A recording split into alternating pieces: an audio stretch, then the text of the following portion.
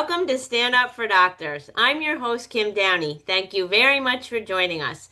This channel is dedicated to amplifying the voices of doctors, other healthcare professionals, and patients as they share their unique struggles, triumphs, and passions. My mission is to build connection and create advocacy for healthy doctors, driving positive change that benefits both doctors and patients. This is a space for everyone who cares about the future of healthcare. If you appreciate this content, please like and subscribe now. It really helps the episodes reach our target audience. And this is a very special edition of Stand Up for Doctors, and we'll call it Book Launch Celebration Take Two, featuring several more authors from our brand new collaborative book, White Coats, Courageous Hearts, True Stories of Doctors Reclaiming Their Humanity in a System That Challenges It. And I would like to welcome Dr. David Alfery, Dr. Susan Baumgaertel, and Dr. Nicole Solomos. Thanks for joining us today, my friends. Thanks, Kim. Happy to be here. Great to be here. It's great to have you. And before we get to the book, we'll have an opportunity to hear from each of you speaking to the chapters. I'd first like to offer each of you an opportunity to briefly introduce yourselves, sharing what you'd most like our audience to know about you. And Nicole, would you like to go first, and then Susan, and then David? Okay.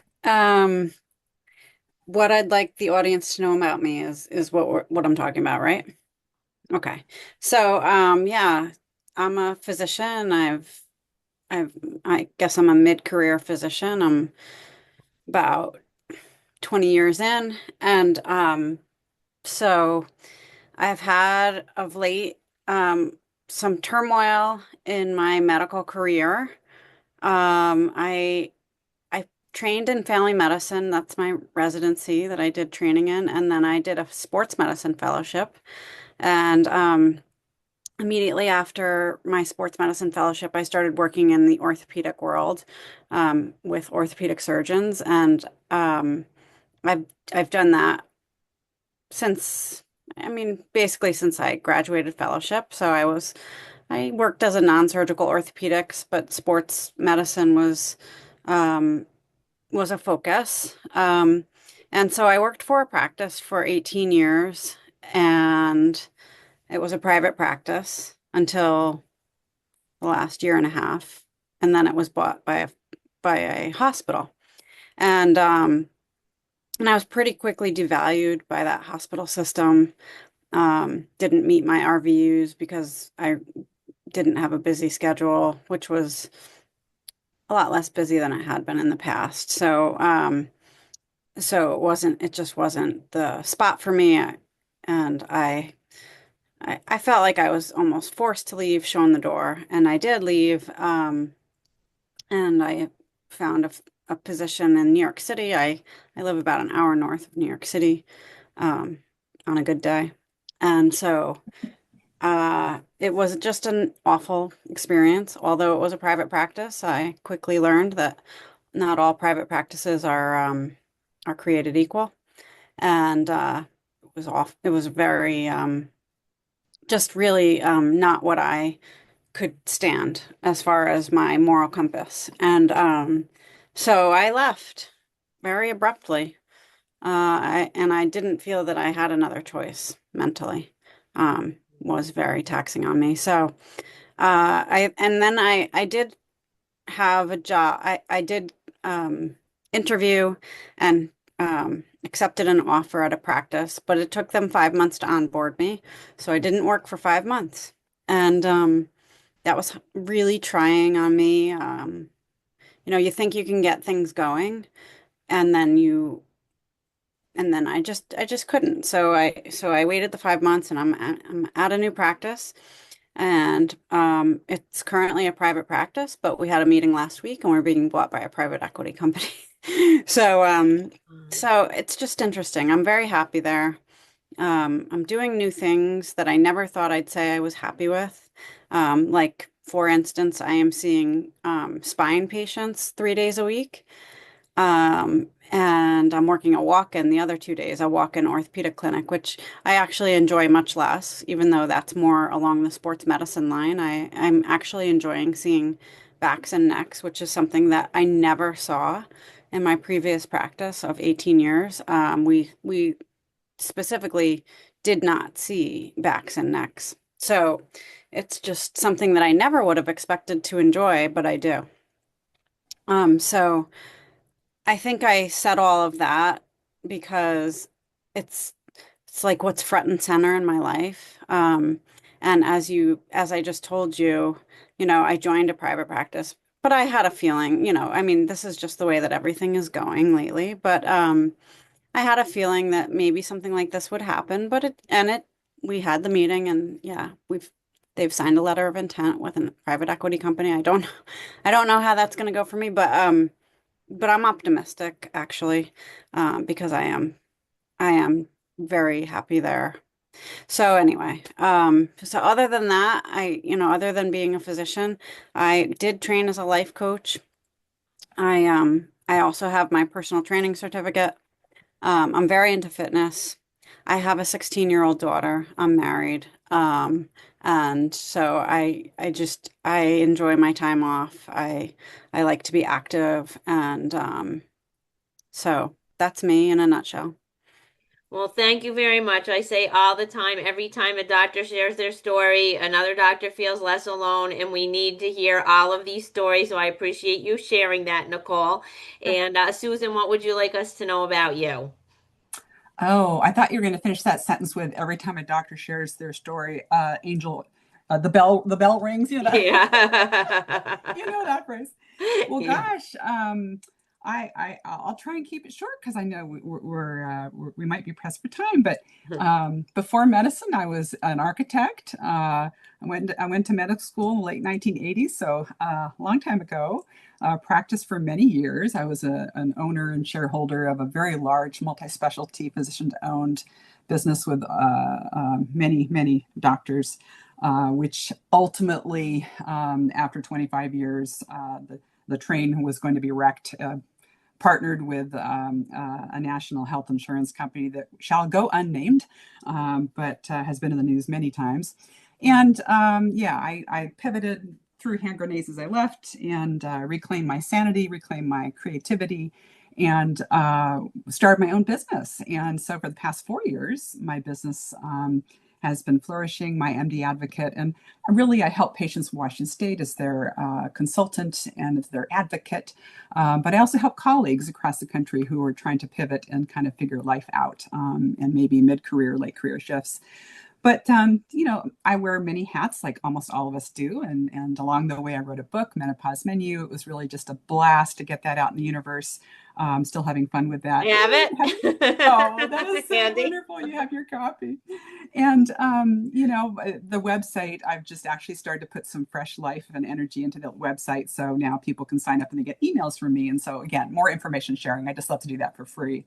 But I know, Kim, you and I connected on LinkedIn early in the early days. And it's been just a pleasure to network with people all over the country and different countries as well. So, nowadays I'm inspired by people around me. And I like fresh ideas and kind of my creative juices kind of are taken from nature and a lot of different experiences. I really have to tip my hat to my daughter who just turned 25, who's an officer in the U.S. Navy, God forbid, and really was shooting shit down in the sky a couple of years ago in the Middle East. So things are getting crazier and crazier. I couldn't be more proud of her, although I go to bed at night scared for my life sometimes. It makes me anxious. But, we have to kind of center ourselves. We have to kind of okay, like Nicole said, what's our true north? How do we get on track? And I think you have to, which is my chapter in your book, we have to think about self-compassion. We have to think about what our needs are first, and how do we kind of fill our cup so we can then give to others. And I think we do that professionally as physicians. We also do that personally as human beings. So really, again, hats off to your book, Kim. I think it's amazing. It's great to have this vision out in the universe, and we need more of this.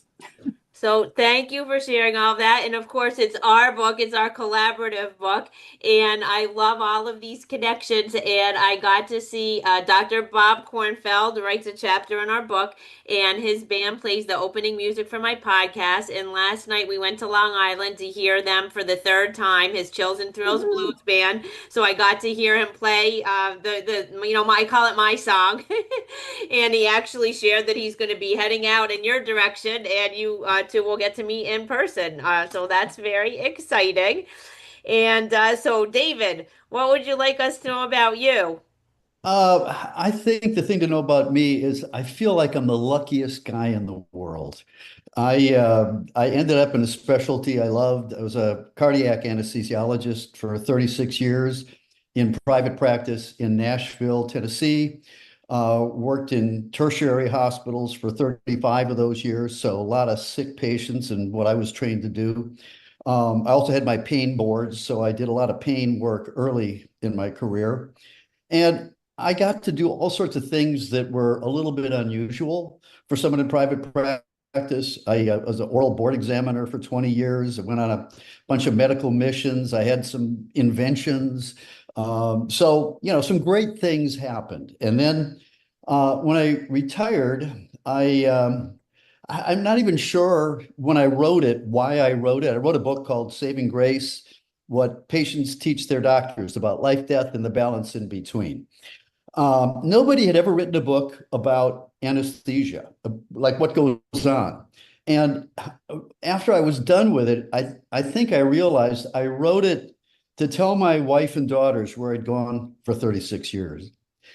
And what started out as a book about me, and I did this and I did that, really ended up being a book about patients.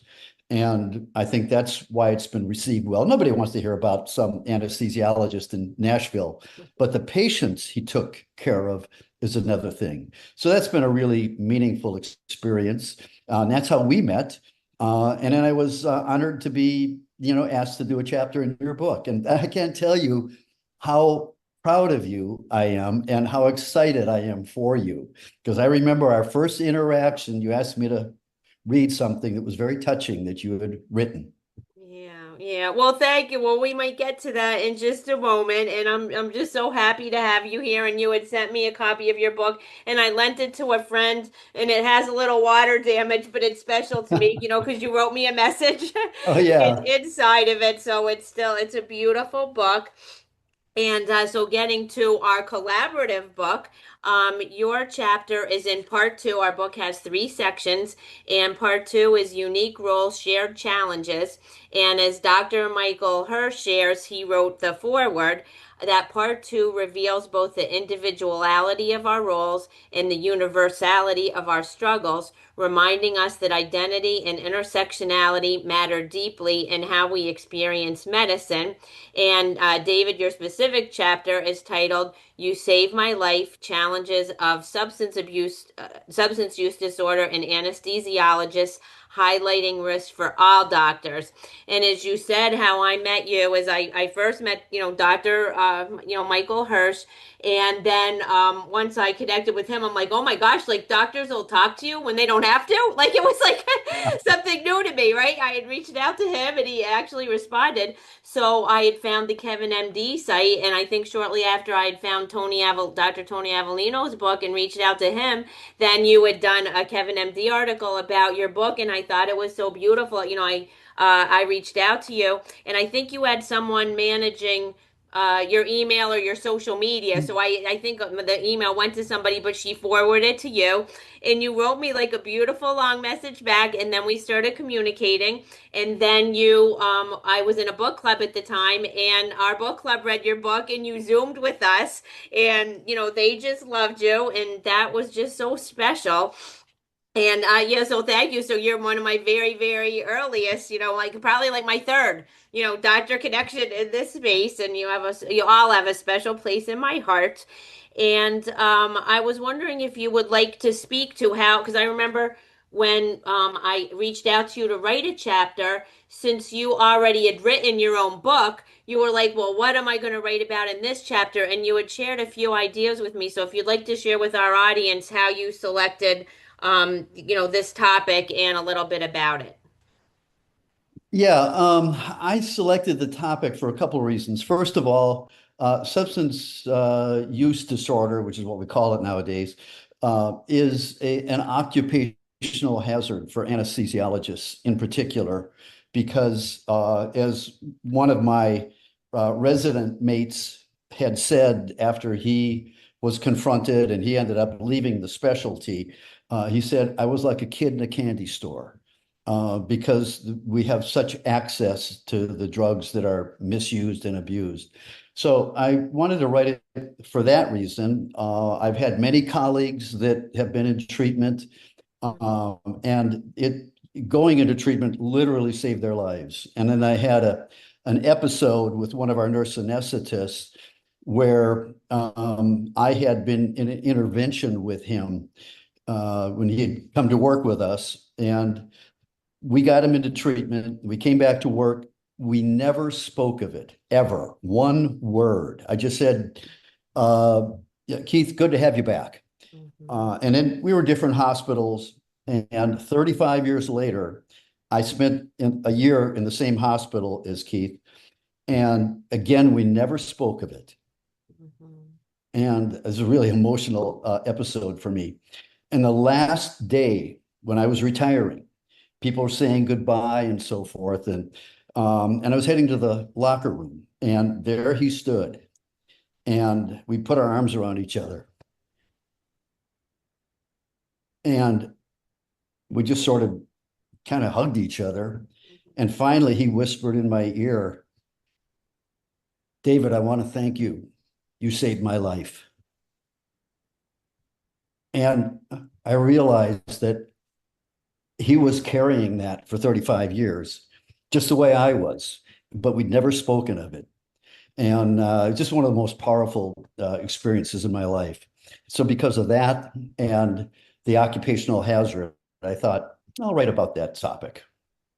It was so beautifully shared, and that's important for people to be aware of. And one question I do have for you right now is I feel like when people are going to pick that specialty, like on day one or before they choose it, they should be made aware of these risks. Like, is there almost like a warning, like you'd have on a packet of cigarettes or something like that? Yeah, that's a great question. There's not really, but it is very, very difficult now to steal drugs for your own use. Everything is all computerized, and people are really identified more from looking at computer records that, oh, this person's using a little more fentanyl than they ought to be. And then there are just certain things about behaviors that stand out. Oh, that's the person who always gives breaks and always gives some narcotic during the break. And of course, they're not giving the narcotic. Right, right. Well, I mean, and it's just a shame too, because once, like you share in your chapter, if they go into treatment and come back, there's such a high rate of recurrence, because if you're an alcoholic, you can try to stay away from alcohol. But if you're an anesthesiologist, you're back in that situation constantly. But if you've already completed a residency in an anesthesiologist, you can't just say, okay, well, I'm going to be a pediatrician, so I don't have access to these drugs. Like you would have to do another residency and go into so much more debt. So I really do think that we need to spotlight this, and I feel like residents need to be aware of it when they're choosing this specialty, and I guess it Yeah. helps a little that they know that it's going to be more closely monitored. Yeah, if you are confronted in your residency, virtually everybody goes into treatment because they really have no choice. They're highly encouraged to come back and train in another specialty. But if you're in private practice or at an academic center and that's your specialty, it's tough. One of my very best friends in Nashville went off for treatment, and he was gone an entire year. Yeah, wow. Well, it's a very So powerful share, so thank you, David, for sharing that. And in talking about Nicole and Susan's chapters, they're both in part one, which is From Pain to Purpose. And as Dr. 𝗕𝗁𝗁𝐻 described in the foreword, part one grounds us in raw personal truths, physicians confronting trauma, bullying, and burnout, then finding ways to turn that pain into advocacy and strength.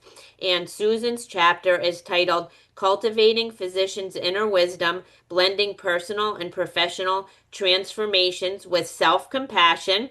And Susan, as you shared, we met again, I think because, 𝗕𝗁𝗁𝐻 connected me on LinkedIn, and then he was part of a little group. You were supporting each other's first. So I think right away, we connected, and then we had a conversation, and I felt like we could have chatted all day. And then we kept communicating, and again, you were on my channel, and I invited you to write a chapter. And but I didn't know the story that you choose to share. So I was wondering how you decided what you wanted to share in our book, White Coats, Courageous Hearts.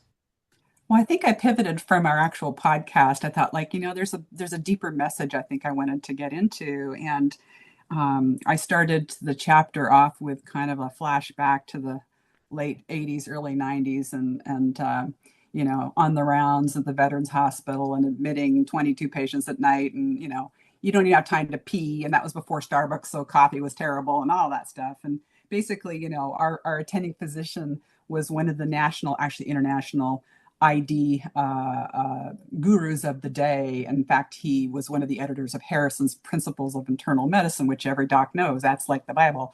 Well, here we are post-call, frumpy, exhausted, just almost delirious with no sleep, and taking care of all these veterans, which were occasionally World War II, but, Vietnam veterans who, every single one was heart failure, COPD exacerbation, heart failure. They all have the same flavor. And I was asked to present a case. I'm thinking like, oh my God, there's nothing like exciting. And, fast forward to I presented the only one that I could kind of, think of at the moment, which was like all the other ones. Pregnant pause at the end of my presentation. This very astute, intimidating attending goes, not a ground rounds case, walks away. It's like, oh my God. So, it's just one tiny example. There's so many of those. There's a phrase in medicine everyone knows, primum non nocere, first of all, do no harm. And we as physicians training, we're harmed in so many ways, let me count the ways. And so it takes a while to kind of peel back those layers and get to kind of a new you, in terms of it's almost ingrained. You're so used to be stepped on in those early days. Obviously, there are many things that have changed now for the better, training hours and so forth. I'm sure I was worse than a drunk driver driving home after 72 hours of no sleep because sleep deprivation. So when I sat down to write this, I thought, there's a silver lining here. There's always something good later. You may not see it at the moment. And I look back and, I made this, interestingly, analogy with menopause or perimenopause, which is one of my favorite topics, in terms of, women in midlife and later, we get this wisdom, we get this powerful knowledge. And you look back at your younger self and think like, wow, and so I think as a physician, you look back in your early years and think, oh my gosh, so we have this wisdom and we have to bring it to the forefront. We could create this new tapestry that defines us in such a more beautiful, grounded way that we can help others, patients, ourselves, our colleagues, and bring it into the modern way of how we should actually be caring for other human beings. So anyway, it was really fun to write about that and to, maybe a little PTSD reliving that too.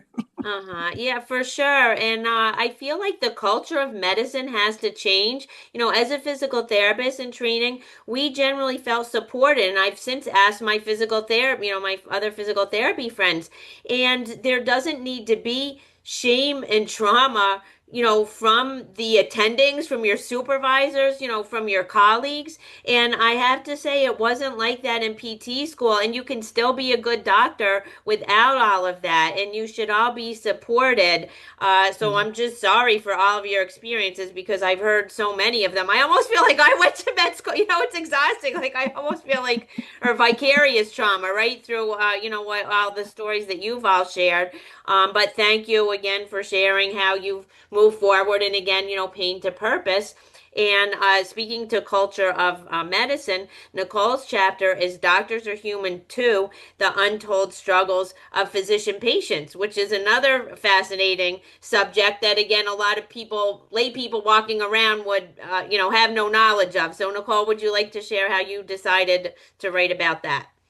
Yeah, that's a good question. I feel like, uh, I think what Susan said in her chapter really resonates with me too. And I think it's very similar to the way I felt about just being, I mean, for some reason, this minor, I would say, incident stuck out in my mind just because, I was seeing an OBGYN who had been very highly regarded, and I guess I looked her up, and she was very highly recommended. And so, you know, um, being a physician, it's not that you expect special treatment, but I didn't expect special treatment. I just didn't expect to be like disparaged either.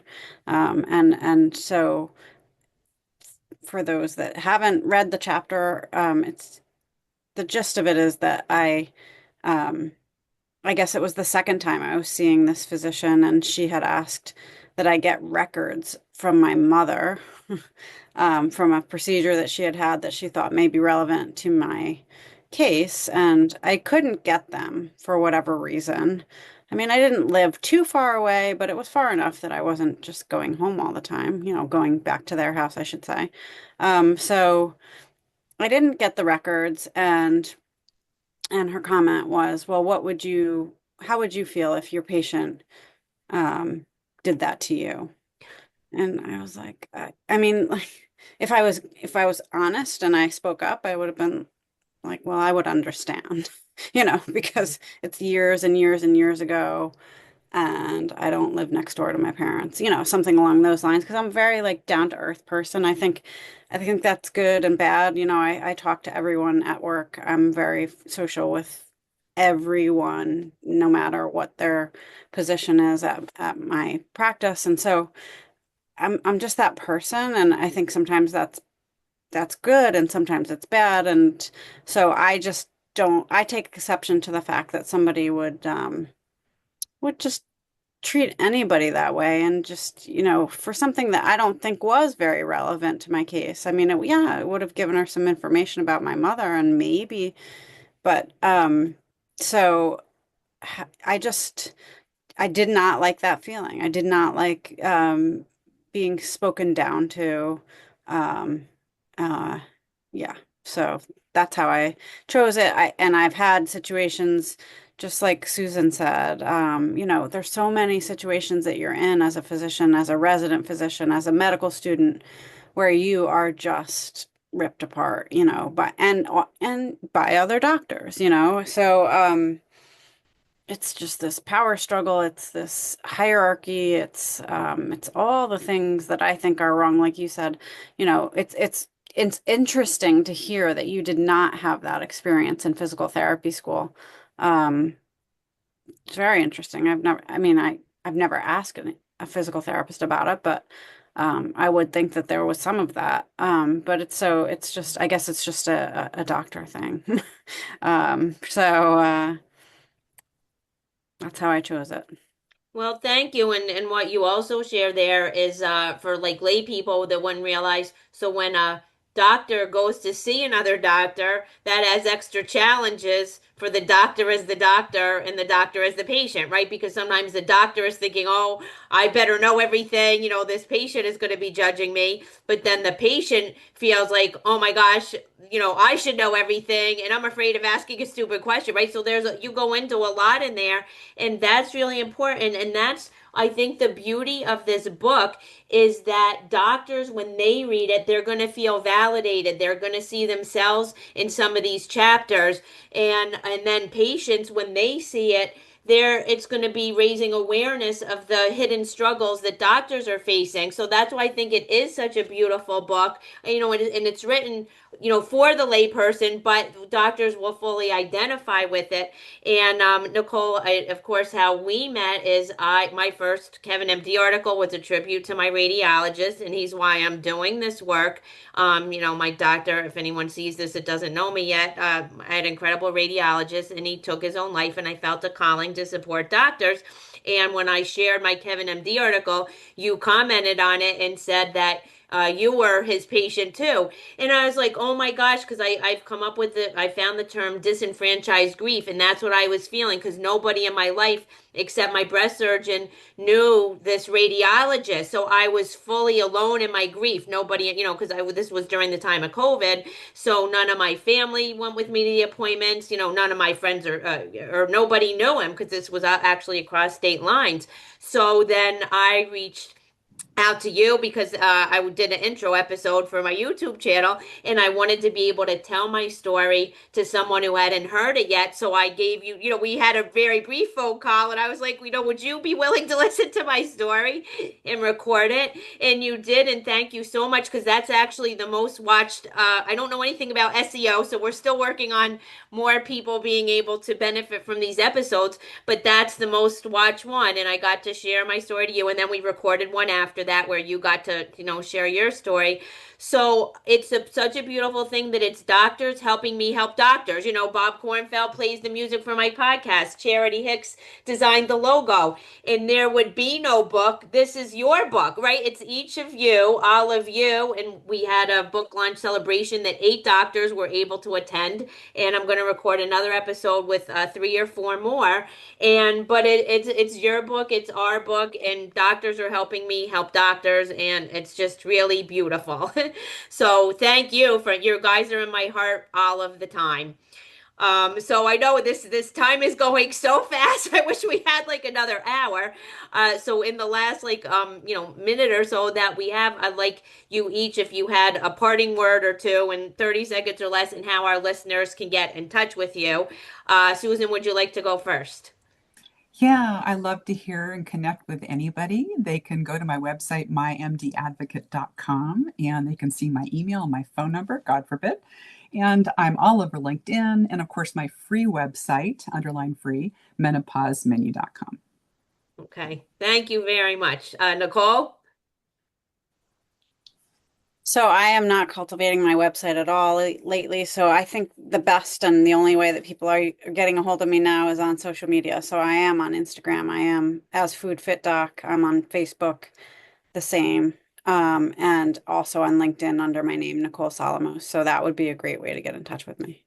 Okay, fantastic. And David, do you have any parting words for our audience and how our listeners can get in touch with you? The parting words would be, hearing Susan and Nicole, it's just a common theme that, man, we're human, just like you. We have PTSD. We've had it's a tough job. To get a hold of me, savinggracebook.com has my email address, and I'm on TikTok and Instagram as Dr. David Alfery, which is it's really been a surprise to be on TikTok and all of a sudden you're popular. Crazy. Yes, so I have heard that you mentioned that you're actually very, very popular on TikTok. So I haven't been on TikTok, but I think I have to be. And that's one of the things, because certain people say certain things in my episodes that stick with me. And I repeat time and time again. One of them, Dr. Cathy Stepien has shared everyone when physicians are well.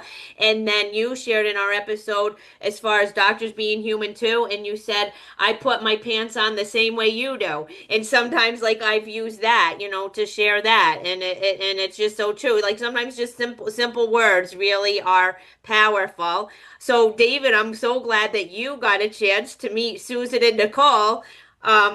So these, Absolutely. collaborations. Yeah.